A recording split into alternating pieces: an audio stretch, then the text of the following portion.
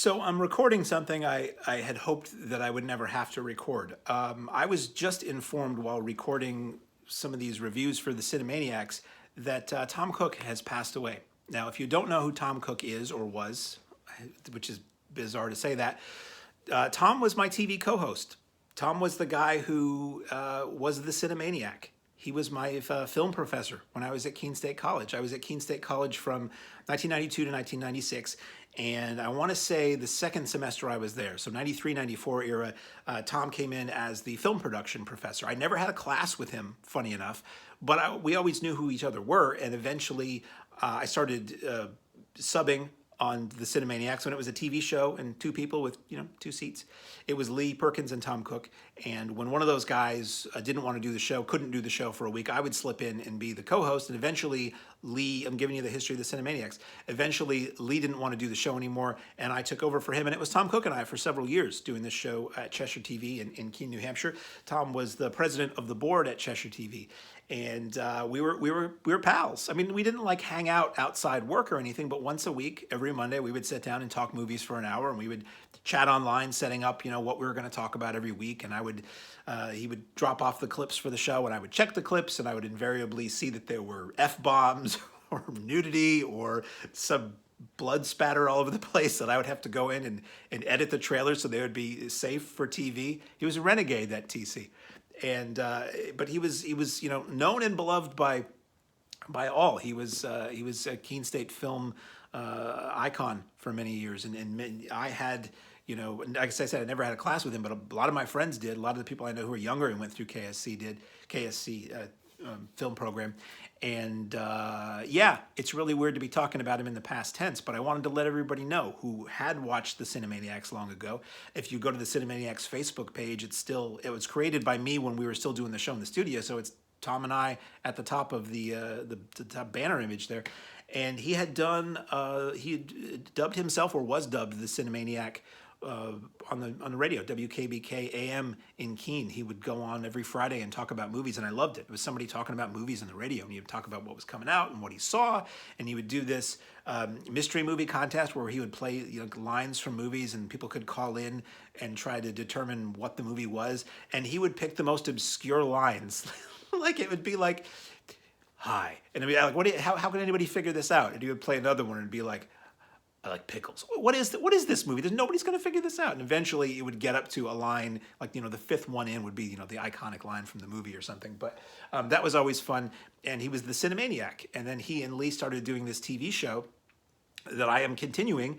And it was called The Cinemaniacs. And it was the Cinemaniac and another guy.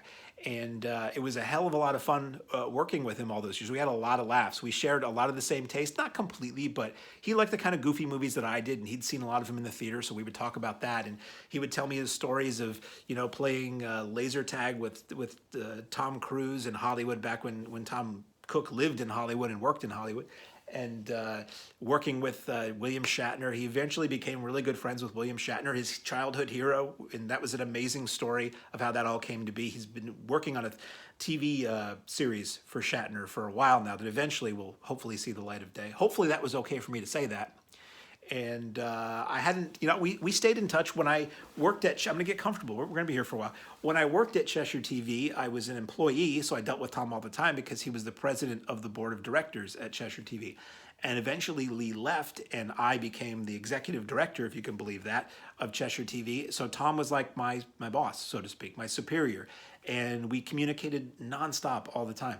And when I had to eventually decide I needed to not work at Cheshire TV anymore, Tom was the guy I kind of broke that news to.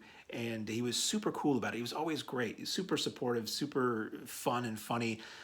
We hadn't talked a lot over the last few years because I moved away and I didn't, Cheshire TV went away, And but we still would drop a line every once in a while to check on each other. And he had various health issues over the years.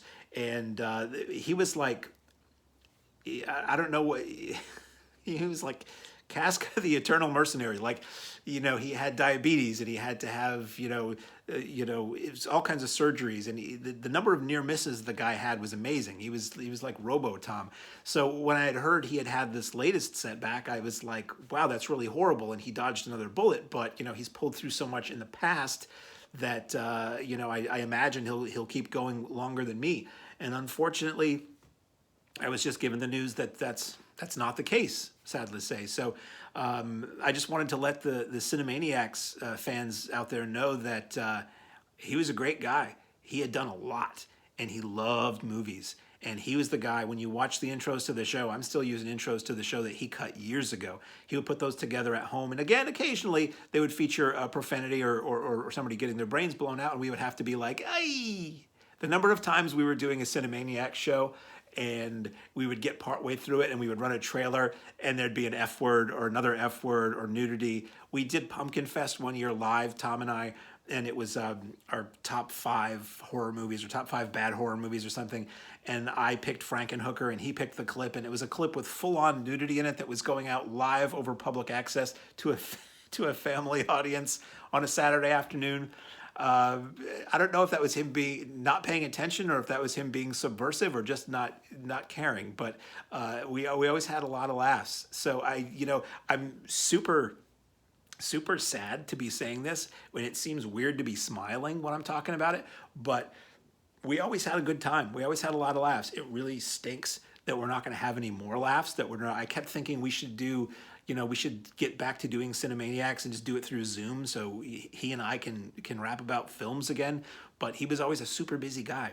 He was always super busy and devoted to his KSC students and his own side projects. He was always doing production and editing work in addition to doing KSC and at the time Cheshire TV. Super devoted to his wife and 2 sons, and they're growing. I don't think his sons have families yet, but that's in the cards, and it's a real shame. It's a real shame. So I will continue on as the Cinemaniac and doing it for TC. As I said, I had hoped that we would do it again together one day, despite the lack of proximity to each other. All it takes is free time and a decent internet connection, but I will continue on. You'll continue seeing the intros that he made because I'm fairly technically inept, as is borne out by watching the program. And raise a glass or tip the hat or pop in a flick in honor of Mr. Tom Cook, who has left us way too early, but who will keep me smiling for a very long time.